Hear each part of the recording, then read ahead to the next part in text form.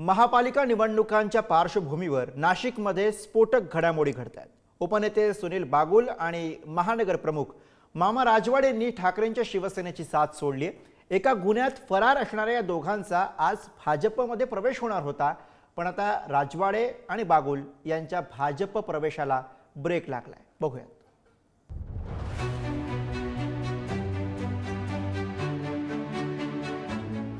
गुन्हा करा, भाजपात प्रवेश घ्या अशी ऑफर नाशिकमध्ये चालू आहे का, असा प्रश्न सध्या उपस्थित होतोय।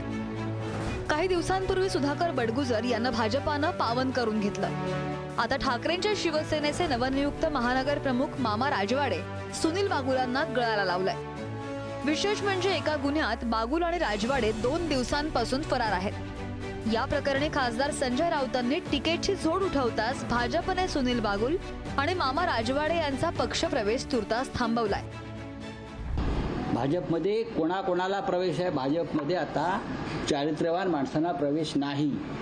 तुम्ही बलात्कार, विनयभंग, भ्रष्टाचार, घोटाळे, चोऱ्या, दरोडे हे गुन्हे असलेलं सर्टिफिकेट घेऊन या, मगच तुम्हाला भाजपमध्ये प्रवेश मिळेल, असं त्याने बहुतेक आचारसंहिता केलेली दिसते। अर्थात ठीक आहे, भाजपची डी गँग झालेली आहे, म्हणजे डरपोक लोकांना घेण्याची गँग। उभाटा नाशिकमध्ये राहणारच नाही। दबाव टाकला जातोय असं त्यांचा आरोप आहे की दबाव अजिबात कुठलाही दबाव नाही। आता या लोकांवर काय दबाव होते आमचे?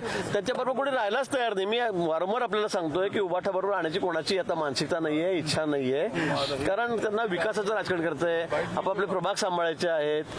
त्यामुळे तिथे राहून फक्त बोलबच्चन, दुसरं काय, त्याशिवाय दुसरं काहीच नाही तिथे, फक्त बोल घेवड्याचा पक्ष जो राहिलेला आहे, त्यामुळे तिथे राहायला कोणी तयार नाही आणि म्हणून सगळे आमच्याकडे प्रवेश करायला उत्सुक आहेत। गेल्या आठवड्यामध्ये विलास शिंदे यांनी एकनाथ शिंदे यांच्या शिवसेनेमध्ये पक्षप्रवेश केला। त्यामुळे उद्धव ठाकरे यांनी नाशिकमधील महानगर प्रमुख पदाची जबाबदारी मामा राजवाडे यांच्या खांद्यावर सोपवली होती। मात्र नाशिक पोलिसांनी एका मारहाणी प्रकरणात मामा राजवाडेंसह सुनील बागुल यांच्यावर गुन्हा दाखल केलाय। मारहाणी प्रकरणात मामा राजवाडे आणि सुनील बागुल यांच्यासह 7 जणांवर गुन्हा दाखल। पोलिसांच्या दप्तरीत राजवाडे बागुल या दोघांची फरार अशी नोंद।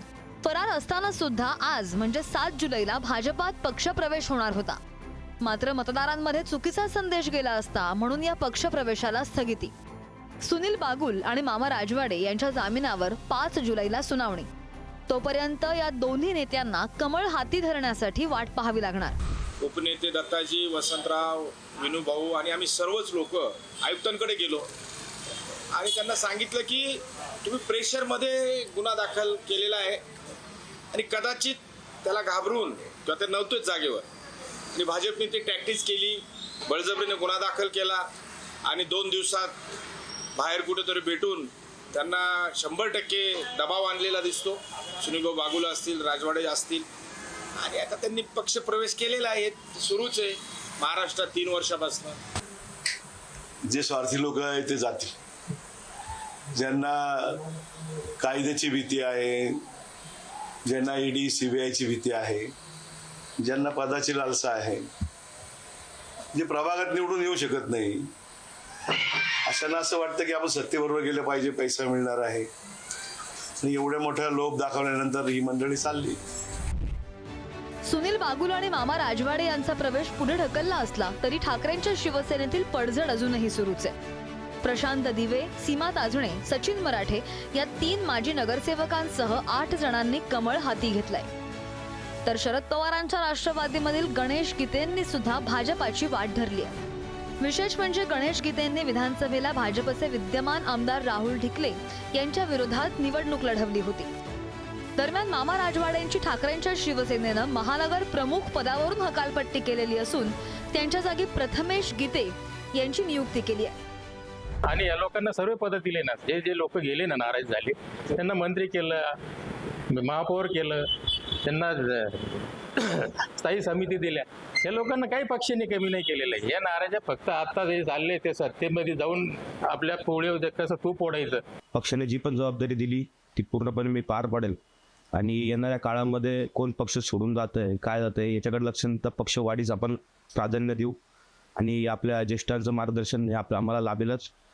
तसे सर्व मी पक्षाच्या सर्व ज्येष्ठांचे पण आभार मानतो की त्यांनी माझं नाव सुचवलं आणि मला महानगर पदाची जबाबदारी दिली। सध्या ठाकरेंच्या शिवसेनेचे 35 पैकी केवळ 4 नगरसेवक शिल्लक राहिले. त्यामुळे आगामी महापालिका निवडणुकांपूर्वी भाजपसह शिंदेच्या शिवसेनेनं मोठं आव्हान उभं केलंय. आता ठाकरेंची शिवसेना हे आव्हान कसं पेलणार आणि ही गळती रोखण्यासाठी काय रणनीती आखणार हे पाहणं सुद्धा महत्त्वाचं असणार आहे. किरण टाजणे, पुढारी न्यूज, नाशिक.